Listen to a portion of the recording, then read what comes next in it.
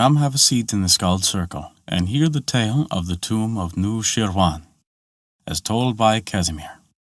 Before we begin our tale, we'd like to remind you that we release new stories for free weekly on Wednesdays on our website, Apple Podcasts, Google Play Music, Spotify, Podbean, and more.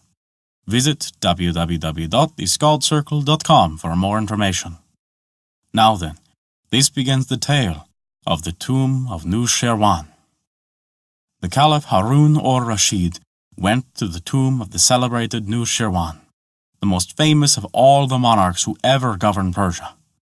Before the tomb was a curtain of gold cloth, which when Harun touched it, fell to pieces.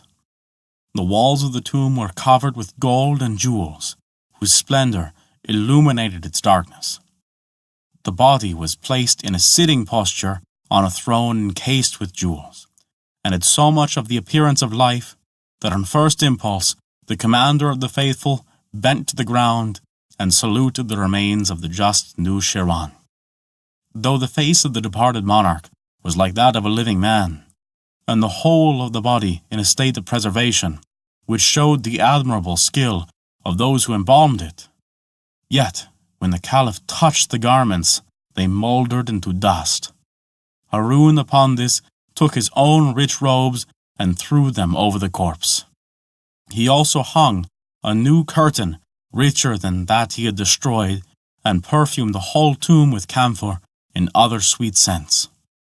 It was remarked that no change was perceptible in the body of Noosheerwan, except that the ears had become white.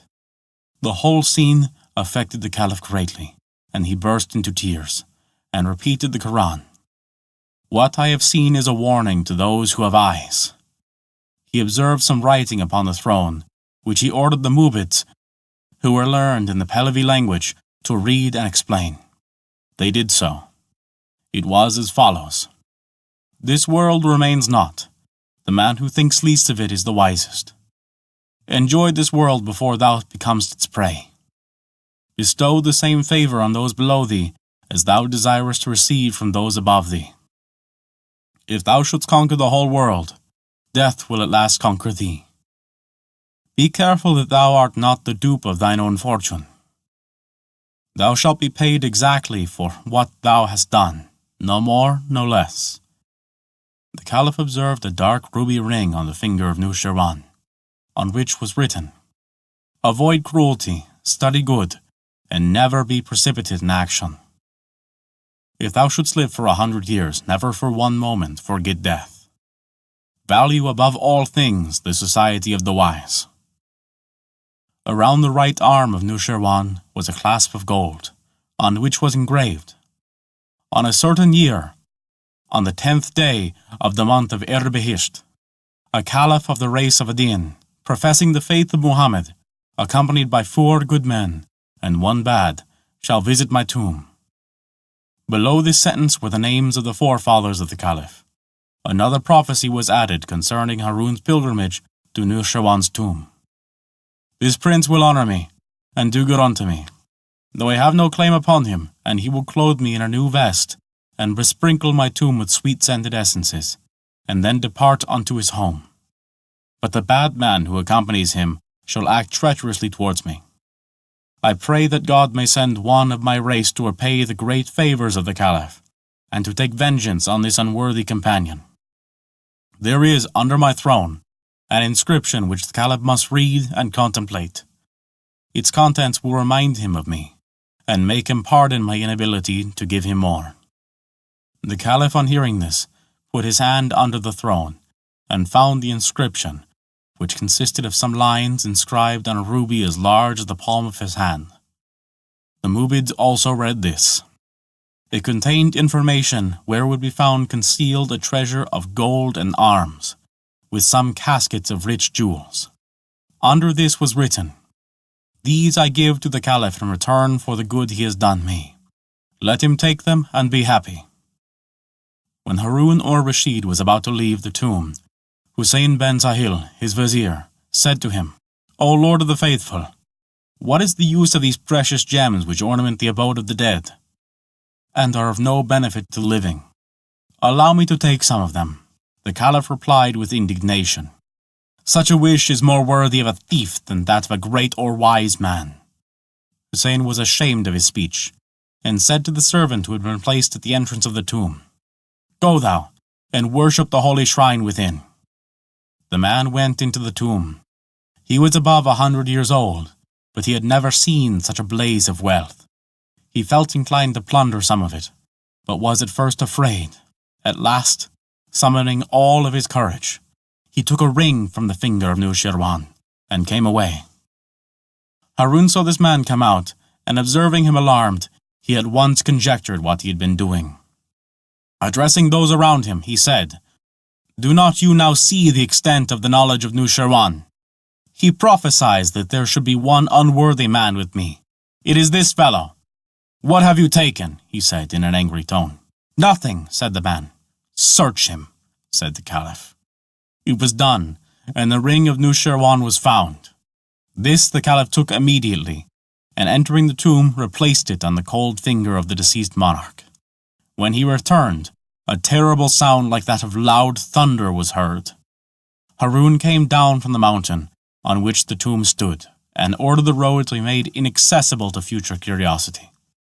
He searched for and found, in the place described, the gold, the arms, and the jewels bequeathed to him by Noosheerwan, and sent them to Baghdad.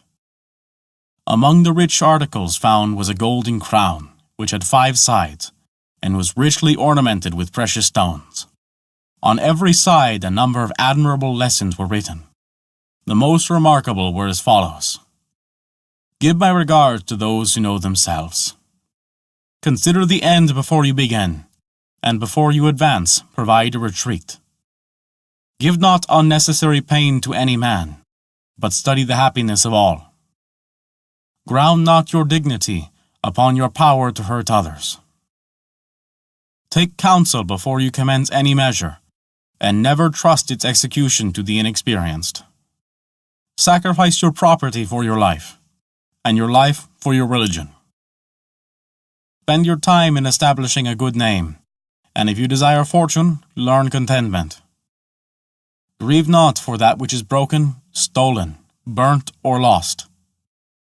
Never give orders in another man's house, and accustom yourself to eat your bread at your own table. Make not yourself the captive of women. Take not a wife from a bad family, and seat not thyself with those who have no shame. Give thyself at a distance from those who are incorrigible in bad habits, and hold no intercourse with that man who is insensible to kindness. Covet not the goods of others. Be guarded with monarchs, for they are like fire, which blazeth but destroyeth. Be sensible to your own value. Estimate justly the worth of others, and war not with those who are far above thee in fortune. Fear kings, women, and poets. Be envious of no man, and habituate not thyself to search after the faults of others. Make it a habit to be happy, and avoid being out of temper, or thy life will pass in misery. Respect and protect the females of thy family. Be not the slave of anger, and in thy contests, always leave open the door of conciliation. Never let your expenses exceed your income. Plant a young tree, or you cannot expect to cut down an old one.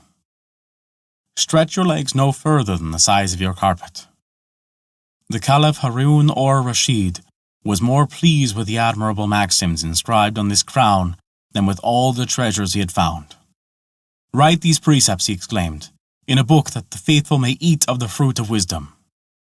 When he returned to Baghdad, he related to his favorite vizier, Jahar Bermaki, and his chief officers, all that had passed, and the shade of Noosheerwan was propitiated by the disgrace of Hussein ben Sahil, who had recommended despoiling his tomb, and the exemplary punishment of the servant who had committed the sacrilegious act of taking the ring from the finger of the deceased monarch. And that is the tale of the tomb of Noosheerwan. Thank you for listening to our story. If you enjoyed it, please take a look at our Patreon page to learn how you can earn great rewards while also supporting us. A special thank you to Kat for their support this month. It means the world to us. Remember, we release new tales for free weekly on Wednesdays. Find out where you can hear them on our website at www.theskaldscircle.com. Once again, thank you for listening to our story.